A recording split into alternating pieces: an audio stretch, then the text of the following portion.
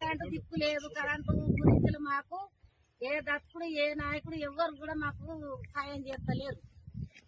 మా పరిస్థితి ఏంది?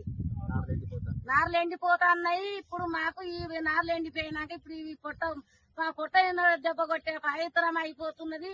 మాకు ఏ లోకం ఏ నరుడు కూడా మాకు ఏ నాయకుడు కూడా మాకు సాయం చేస్తలేరు.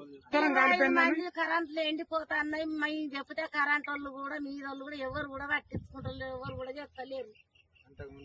అంత ముందుకు జల్దిన మనకు అది ఏదైనా కానీ కరెంట్ మాకు చేసేటోళ్ళు ఇప్పుడు ఎవరు కూడా మాకు పట్టింపు మాకు చేస్తారు.